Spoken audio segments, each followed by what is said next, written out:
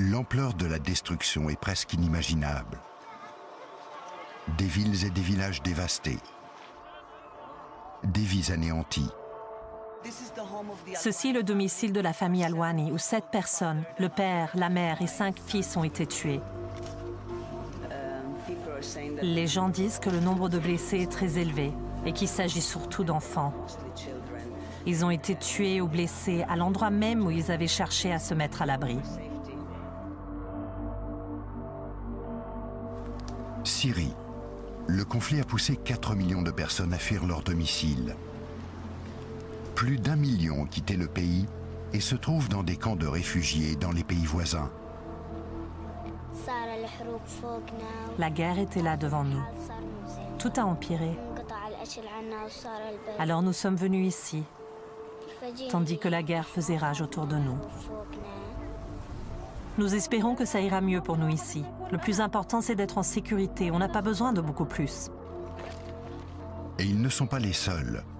Dans le monde, des millions de personnes parmi les plus vulnérables sont négligées par leur gouvernement et par la communauté internationale.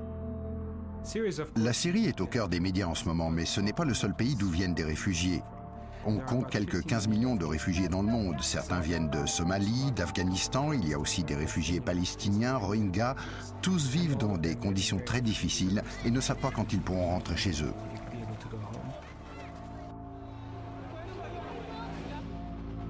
Au Mali, les affrontements pour le contrôle du nord du pays ont fait des centaines de morts et conduit des milliers de personnes à fuir. Là où il y a des conflits et les populations sont forcées à fuir, les femmes et jeunes filles semblent être plus à risque. Le viol et les violences sexuelles sont une menace réelle. Ils m'ont menacé avec une arme à feu. Si vous ne leur donnez pas votre argent, ils vous tuent. Si vous ne leur donnez pas ce qu'ils veulent, ils vous violent.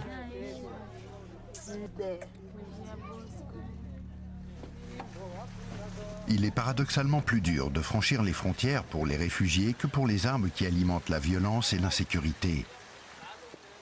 Il y a 2 mois à New York, 20 ans de pression publique sur des gouvernements du monde entier ont abouti à l'adoption d'un traité sur le commerce des armes, visant à bloquer les livraisons d'armes là où elles risquent d'être employées pour commettre des violations des droits humains.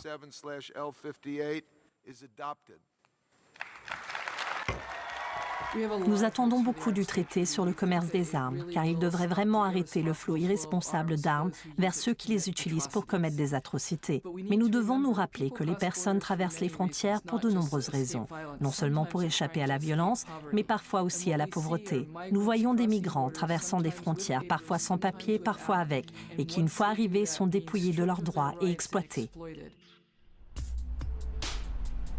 Beaucoup de pays veulent une main-d'œuvre bon marché, mais ne semblent pas prêts à reconnaître que chaque travailleur migrant a des droits.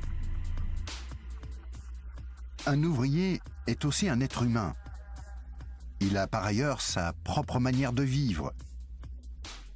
Ce n'est pas un animal que l'on emprisonne et muselle pour le rendre corvéable à merci.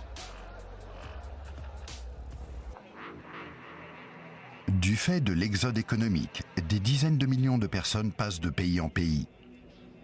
L'Europe dépense des millions d'euros pour protéger ses frontières.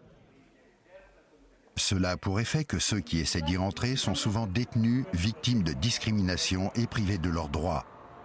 Quand il s'agit de contrôler les frontières et les migrants, les gouvernements affirment qu'ils peuvent agir comme bon leur semble dans l'intérêt de la population. Mais ils oublient que les droits humains sont fondamentaux et non négociables. Le monde devient de plus en plus dangereux pour les réfugiés, les migrants et les déplacés en général. La communauté internationale et les dirigeants politiques doivent assumer la responsabilité conjointe de la protection des droits des millions de personnes déplacées et chassées de chez elles.